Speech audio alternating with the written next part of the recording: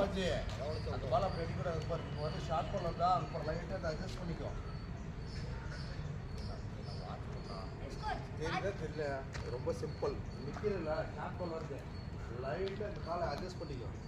Adjust பண்ணிட்டு திருப்பி எடுத்து இந்த பாடியும் பேட்டரை வந்து என்ன பண்ணோம், நீட்டணும் பண்ண. இந்த காலியா வரமாட்டேங்கிறா. நீ ஃப்ரெண்ட்ல நீட்டு அவ்வளோ